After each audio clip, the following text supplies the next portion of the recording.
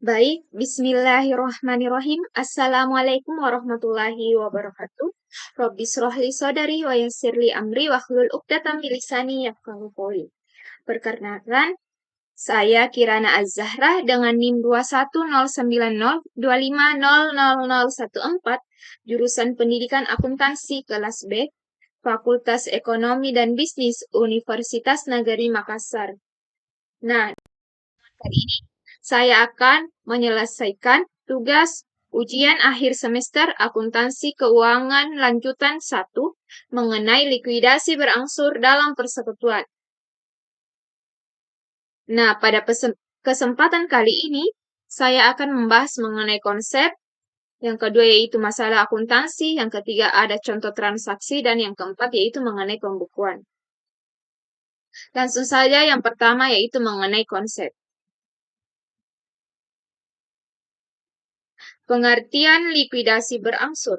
Nah, di sini likuidasi berangsur terjadi apabila proses pelaksanaan likuidasi tersebut memerlukan waktu yang cukup lama atau karena realisasi aktiva tidak bisa dilakukan sekaligus. Maka, dilakukan pembayaran kembali penyertaan anggota secara bertahap sesuai dengan jumlah uang kas yang tersedia. Nah, di sini pembayaran kembali penyertaan hak-hak para anggota dilakukan apabila semua kewajiban-kewajiban persekutuan atau hutang-hutang kepada kreditur itu sudah dibayar secara lunas. Selanjutnya itu ada dua kemungkinan rugi yang maksimum harus ditanggung oleh setiap anggota perlu diperhitungkan dengan saldo modal masing-masing sebelum pembayaran kepada anggota lain dilakukan. Nah, apabila kita mengalami rugi yang maksimum, maka setiap para anggota itu harus memperhitungkan saldo-saldo yang dimiliki sebelum melakukan pembayaran kepada anggota lain.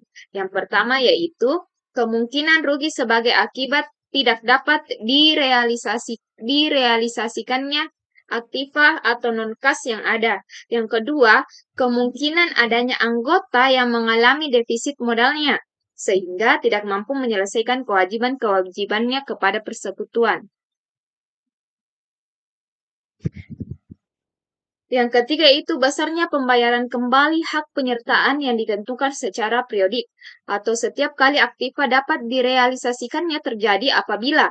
Nah, di sini besarnya pembayaran hak penyertaan ditentukan apabila setiap kali aktiva itu dapat direalisasikan ketika terjadi yang pertama, saldo modal masing-masing anggota menunjukkan keadaan sesuai dengan perbandingan laba atau rugi setelah pembayaran tahap pertama dilakukan.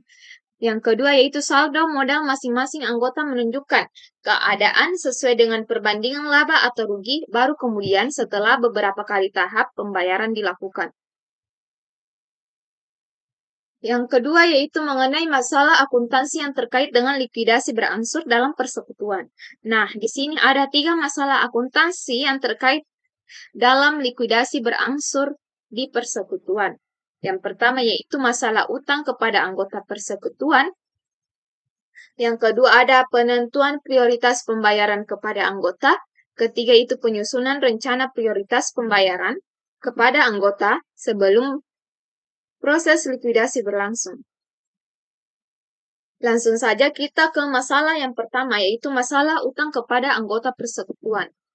Pembayaran kepada anggota tertentu atau sesuai dengan prioritas diperlakukan sebagai pelunasan piutangnya kepada persekutuan terlebih dahulu dan kemudian sisanya sebagai pembayaran kembali saldo modalnya dimaksudkan untuk menempatkan semua itu ke proporsi yang sebenarnya.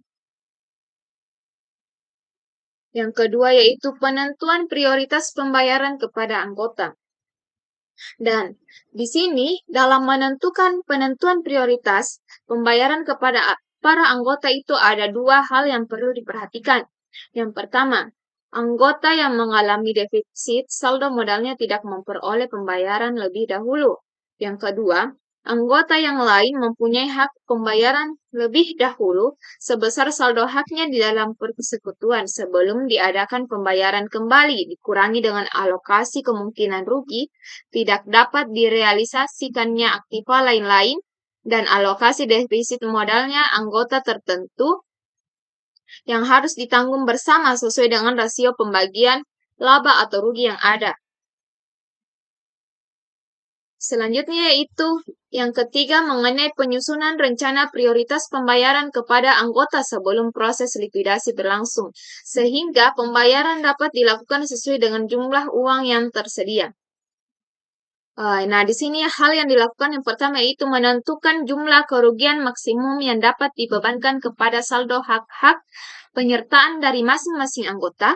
Yang kedua yaitu menentukan besarnya hak prioritas pembayaran di antara anggota-anggota persekutuan. Yang ketiga, atas dasar hak prioritas pembayaran yang telah ditentukan dalam tahap kedua, kemudian disusun suatu skedul pembayarannya. Selanjutnya itu mengenai piutang kepada persekutuan di dalam rencana prioritas pembayaran kepada anggota. Nah, di sini rencana prioritas pembayaran kepada anggota disusun berdasarkan kemampuan hak masing-masing di dalam persekutuan untuk menanggung atau menutupi kemungkinan kerugian maksimum. Maksudnya yaitu di sini dengan demikian saldo yang ada pada piutang di persekutuan akan menambah kemampuan anggota yang bersangkutan untuk menutupi kemungkinan rugi yang terjadi, yang pada akhirnya akan memberikan kemungkinan untuk dapat memperoleh hak pembayaran yang terlebih dahulu. Yang ketiga yaitu mengenai contoh transaksi. Nah, di sini saya mengambil persekutuan ABC di mana saldo modal masing-masing anggota menunjukkan keadaan sesuai dengan perbandingan laba atau rugi setelah pembayaran tahap pertama dilakukan. Di sini Tuan A, B, dan C adalah anggota-anggota persekutuan yang membagi laba atau rugi dalam banding 2:1:1. Berikut adalah neraca per 31 Agustus 2010 yang belum disusun sesaat sebelum likuidasi adalah sebagai berikut.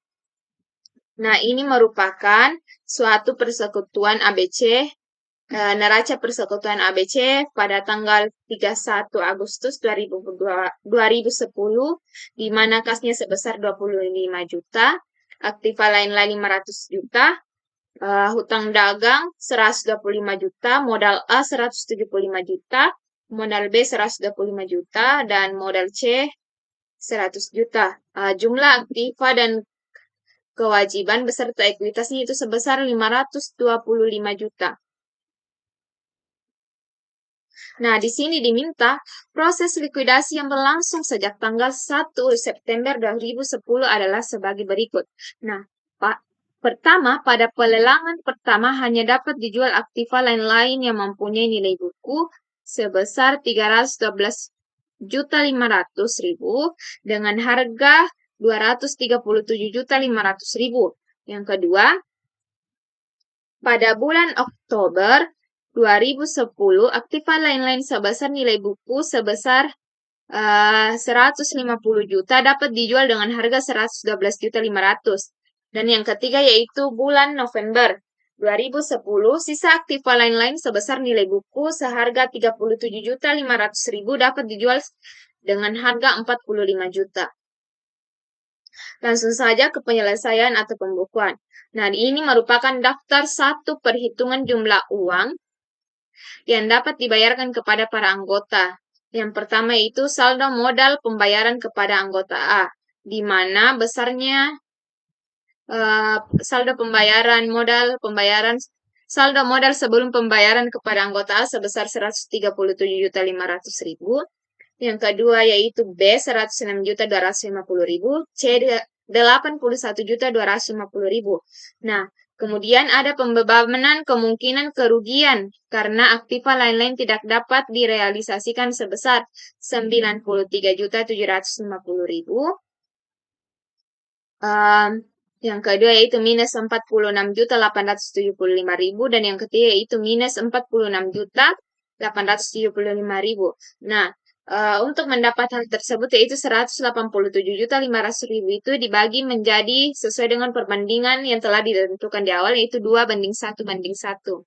Seperti di atas yaitu 2:4, 1:4, dan 1:4. Sehingga jumlah yang akan dibayarkan kepada masing-masing anggota yang pertama yaitu 43.750.000, yang kedua yaitu 59.375.000, dan yang ketiga itu 34.375.000. Nah, yang kedua yaitu perhitungan laba atau rugi, realisasi aktiva lain-lain, dan jumlah uang yang tersedia bagi para anggota di dalam proses likuidasi tersebut akan nampak pada tabel berikut. Nah, di sini kita melakukan 3 tahap, di mana sesuai tahap yang pertama yaitu September sebesar minus 75.000, tahap dengan jumlah uang yang tersedia 137.500.000. Yang kedua yaitu tahap kedua pada bulan Oktober, di mana laba atau rugi realisasinya sebesar minus 37.500.000 dengan jumlah uang yang tersedia untuk para anggota yaitu 112.500.000. Dan yang untuk tahap ketiga pada bulan November yaitu sebesar 7.500.000 dan jumlah uang yang tersedia untuk para anggota atau pemilik sebesar 45 juta. Nah, total laba atau rugi realisasi sebesar 105 juta dan jumlah uang yang tersedia untuk para anggota itu sebesar 295 juta. Sedangkan pembayaran kembali hak-hak penyertaan anggota akan menjadi sebagai berikut. Nah, setelah perhitungan laba atau rugi realisasi aktiva lain-lain dan jumlah uang yang tersedia bagi para anggota di dalam proses likuidasi telah diselesaikan, maka kita melakukan pembayaran kembali hak-hak penyertaan para anggota akan menjadi seperti berikut, di mana saldo sebelum likuidasi saldo akan tampak sebagai berikut. A sebesar 175 juta, B sebesar 125 juta, C 100 juta dengan jumlah 400 juta. Kemudian rugi realisasi aktiva di mana A sebanyak 52.500.000, B sebanyak 26.250.000, C sebanyak 26.250.000, sehingga besarnya rugi realisasi aktiva sebesar 105 juta. Dan yang ketiga itu pembayaran kembali hak-hak para anggota di mana A sebesar 112.500.000, B sebesar 98.750.000, dan C itu sebesar 73.750.000 dengan jumlah pembayaran kembali hak-hak para anggota secara keseluruhan sebesar 285 juta. Selanjutnya yaitu jumlah penerimaan atas hak-hak di dalam perusahaan oleh masing-masing anggota tersebut. Juga sama apabila proses likuidasi akan dilaksanakan secara bertahap seperti tampak pada tabel berikut. Nah, selanjutnya yaitu tahap pertama pada bulan September sebesar sebesar minus 37.500.000, B sebesar minus 18.750.000, dan C sebesar minus 18.750. Sehingga pada tahap pertama jumlah total keseluruhan yaitu minus 75 juta. Kedua yaitu tahap kedua pada bulan Oktober di mana A sebesar minus 18.750.000, B sebesar minus 9.375.000, dan C sebesar minus 9.375.000. Sehingga total tahap kedua pada bulan Oktober secara keseluruhan yaitu minus 37.500.000. Yang ketiga yaitu tahap ketiga pada bulan November di mana A sebesar 3.750.000, B sebesar 1.875.000, dan C sebesar 1.875.000 dengan jumlah total tahap ketiga sebesar 7.500.000. Nah, pada penerimaan hak-hak dalam perusahaan oleh masing-masing anggota yaitu di mana A memperoleh minus 52.500.000, B sebesar minus 26.250, dan C itu sebesar minus 26.250.000, di mana jumlah keseluruhan hak-hak penerimaan atas hak-hak di dalam perusahaan oleh masing-masing anggota apabila terjadi proses likuidasi secara bertahap sebesar minus 105 juta. Selanjutnya itu pembayaran kembali hak penyertaan para anggota, di mana tahap pertama A memperoleh 43.750.000, B 59.375.000 rupiah, dan C yaitu 34.375.000 dengan total keseluruhan tahap pertama sebesar 137.500.000.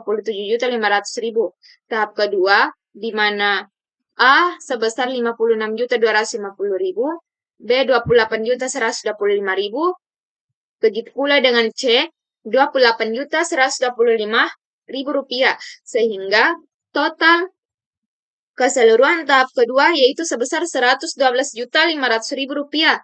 Tahap ketiga yaitu di mana A sebesar 22.500.000, B sebesar 11.250.000, dan C sebesar 11.250.000, sehingga total keseluruhan tahap ketiga yaitu 45 juta. Nah, untuk masing-masing anggota memperoleh pembayaran kembali hak penyertaan para anggota, di mana total keseluruhan pembayaran A sebesar 122.500.000, B 98.750.000, C 73.750.000, sehingga total keseluruhan pembayaran kembali penyertaan anggota A, B, dan C yaitu sebesar 295 juta. Nah, dari penyertaan yang dilakukan pada perhitungan jumlah uang yang dapat dibayarkan kepada para anggota, kemudian yang kedua yaitu perhitungan laba atau rugi realisasi aktiva lain-lain, dan jumlah uang yang tersedia bagi para anggota di dalam proses likuidasi di atas. Kemudian yang ketiga mengenai pembayaran kembali hak-hak penyertaan para anggota. Kemudian selanjutnya yaitu jumlah penerimaan atas hak-hak di dalam perusahaan oleh masing-masing anggota. Kemudian ada pembayaran kembali hak penyertaan para anggota akan dijurnal sebagai berikut, di mana yang pertama tadi yaitu proses mencatat realisasi aktiva lain-lain dan pemberitahuan rugi kepada masing-masing para anggota, di mana jurnalnya itu kas 237.500.000, modal A 37.500.000, modal B 18.750.000, modal C 18.750.000, pada aktiva lain-lain sebesar 312.500.000. Yang kedua yaitu jurnal untuk mencatat pelunasan utang kepada kreditur, di mana utang dagang sebesar 125 juta pada kas 125 juta.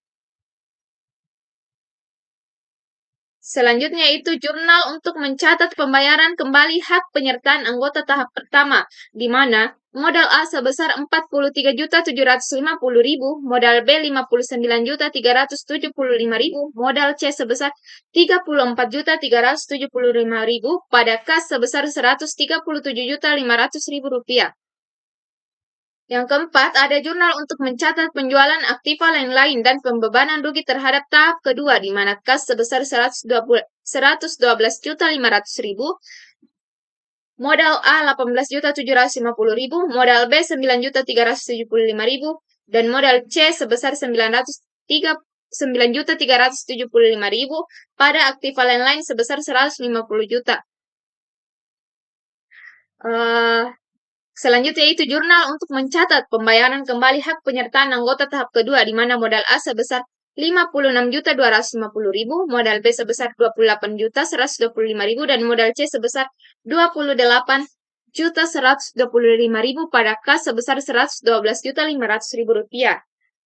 F yaitu jurnal mencatat penjualan aktiva lain-lain dan pembebanan rugi tahap ketiga, di mana kas sebesar 45 juta pada modal A sebesar 3.750.000, modal B 1.875.000, modal C 1.875.000 pada dan aktiva lain-lain sebesar 37.500.000. Terakhir yaitu selanjutnya itu Yang terakhir, jurnal untuk mencatat pembayaran kembali hak penyertaan anggota.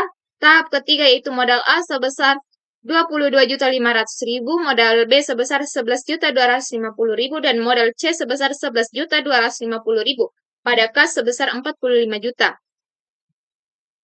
Itulah tadi penjelasan mengenai akuntansi keuangan lanjutan 1 dengan materi likuidasi berangsur dalam persekutuan, di mana tadi membahas mengenai pengertian likuidasi berangsur, yang kedua yaitu mengenai ada dua kemungkinan rugi, yang ketiga ada besarnya pembayaran kembali hak-hak dalam persekutuan, kemudian masalah-masalah akuntansi dalam likuidasi berangsur mengenai masalah utang dalam persekutuan, penentuan prioritas pembayaran kepada para anggota, dan penyusunan rencana prioritas. Kemudian juga piutang kepada persekutuan di dalam rencana prioritas pembayaran kepada para anggota beserta contoh transaksi dan pembukuannya. Mohon maaf apabila ada kesalahan kata dalam berucap. Akhirul kalam, wabillahi taufiq wal hidayah. Wassalamualaikum warahmatullahi wabarakatuh.